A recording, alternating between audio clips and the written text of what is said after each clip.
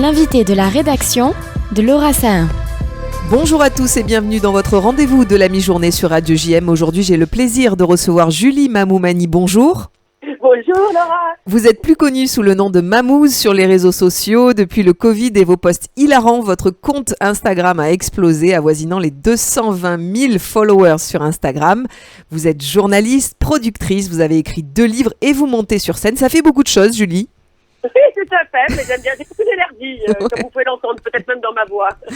Alors, il est difficile de rire en ce moment, Julie Mamoumani, au vu de l'actualité. Quel est votre premier conseil pour arriver à rire, même dans les pires circonstances ? Le rire, c'est la meilleure des armes, puisque c'est faire un pas de côté, regarder le monde avec un autre regard. Donc, moi, je crois surtout qu'il faut dédramatiser. Oui. Ça a toujours été la merde.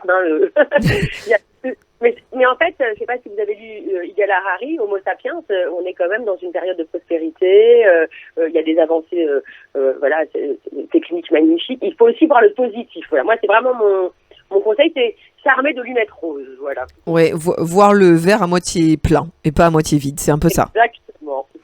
On va revenir sur ce compte Instagram. Racontez-nous l'histoire de ce fameux compte qui est aujourd'hui repris par toute la presse, le fameux compte Mamouze. Qu'est-ce qu'on peut trouver sur ce compte ? Alors c'est vraiment très très rigolo et c'est en écrivant mon premier bouquin en tout cas, que je me suis posée sur cette histoire. Mais moi, mon idée, j'étais journaliste et mon rêve avait toujours été de faire un média positif. C'est pas hyper simple d'être positif. Je vous confirme. C'est Laura, n'est-ce pas ?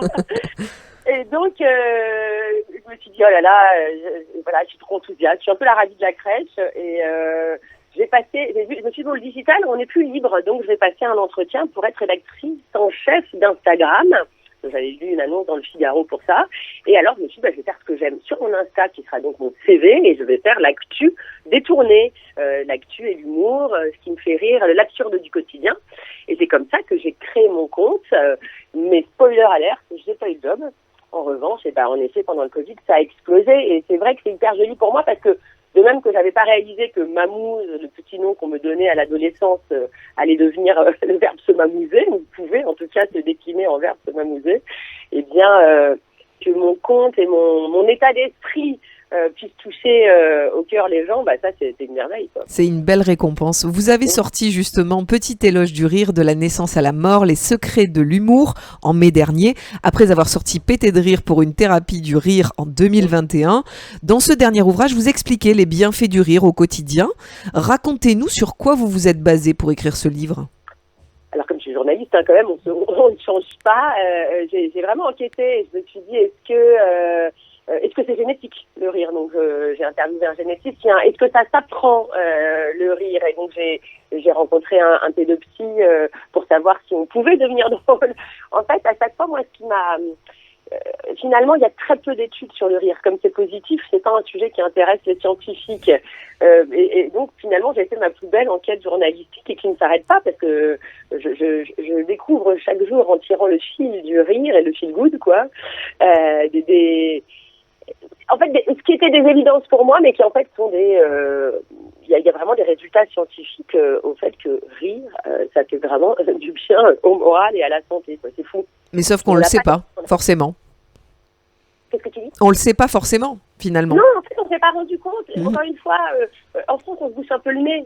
Tu vois, les gens sourient pas. C'est pas comme dans les pays du soleil où le rire ou le sourire, en tout cas, ou même l'Angleterre où on aime se moquer. On voit dans The Crown, la reine d'Angleterre, elle a toujours des bons mots. Charles a toujours des bons mots. Nous, on est un peu coincés, finalement. Non. Ouais, on est un peu coincés, des petits froids, un peu des rabat-joie. Et c'est vrai que moi, ce que je trouve génial, c'est que je me dis que si le Covid a pu remettre le rire au milieu du village, c'est déjà une chance, quoi. Et moi, c'est ce que, du coup, comme j'ai vu j'avais parfois du mal à décoincer les gens. J'ai quand même des gens, dans la rue qui viennent me dire, mais quelle est votre méthode pour rire de tout ? Alors, je me suis dit, tiens, parce qu'il y a certaines personnes dans des conférences qui m'ont dit, mais vous êtes marrante, vous rigolez tout le temps, mais moi, j'y arrive pas. Et donc, je me suis dit, comment je peux faire ? Il faut que je trouve des outils pour découpiller les gens et le rire des gens. Et figure-toi qu'en enquêtant, j'ai compris qu'il y avait des clubs du rire et je suis allée voir ce que c'était et je suis devenue prof de yoga du rire. Génial. Vraiment génial. Je vais te dire que c'est l'info qui m'a le plus coachée en enquêtant. C'est que le cerveau ne fait pas la différence entre un sourire forcé et un sourire corrélé à une blague. Autrement dit, on peut flouer notre cerveau.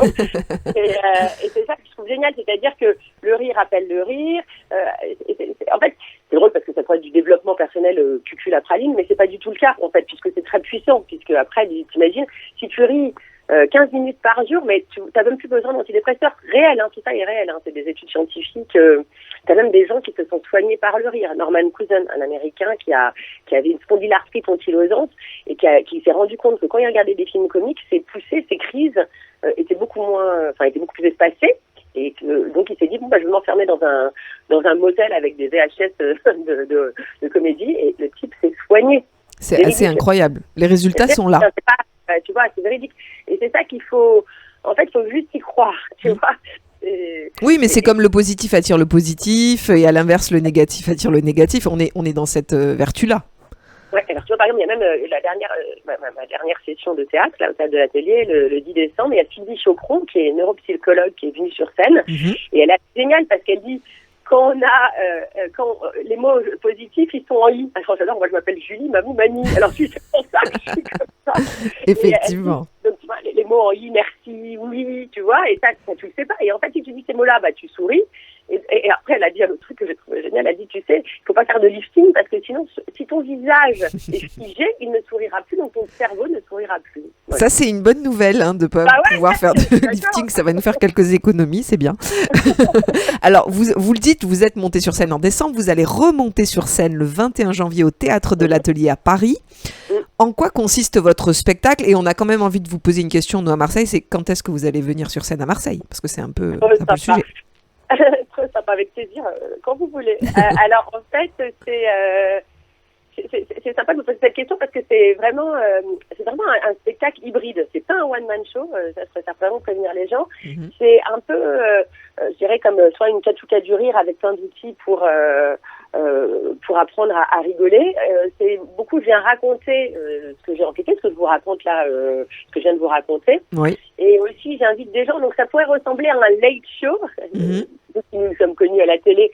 Voilà, un late show, c'est quand on invite plein de gens. C'est assez varié. Il y a des auteurs d'Instagram comme les gens du Gorafi, comme les gens de On donne dans ta rue. Donc il y a à la fois des médecins qui racontent comment le rire soigne pour de vrai. Voilà, des gens qui font les mêmes. Des danseurs, parce que je pense vraiment profondément aussi que la joie passe par le mouvement du corps. Et donc voilà, j'ai plein d'invités comme ça qui viennent partager la façon de voir le monde positive. Donc c'est un vrai mélange. On vient pour rire, mais aussi pour apprendre des choses. Exactement. Bon, une dernière petite blague, Julie, pour clôturer cette interview et pour bien commencer l'année 2024. Alors peut-être c'est le dernier post que je viens de mettre. Ah, oui, voilà. Dites-nous votre dernier post. Ma résolution 2024, être riche. J'en ai marre qu'on m'aime pour mon physique, mon humour et mon intelligence. Pas bête. Effectivement, voilà. Très bonne résolution de devenir riche en 2024. Merci beaucoup, Julie Mamou Mani. On rappelle votre compte Mamouze, évidemment, pour vous suivre et puis tous vos projets, puisque vous postez régulièrement votre actualité. Votre dernier livre qu'on présente aujourd'hui à la radio, Petit éloge du rire de la naissance à la mort, les secrets de l'humour, que vous avez écrit avec Jessica Zimmerman. Et puis, on n'hésitera pas à vous réinviter à Marseille quand vous viendrez sur une scène marseillaise. On l'espère très bientôt. Trop sympa. Merci beaucoup, Laura. Merci beaucoup. À très bientôt, Julie Mamou Mani. Au revoir. Pour voir ou réécouter votre interview, n'hésitez pas à aller sur notre site internet radiojm.fr, nos réseaux sociaux Facebook, Instagram et notre application Radio JM. Très bel après-midi à tous.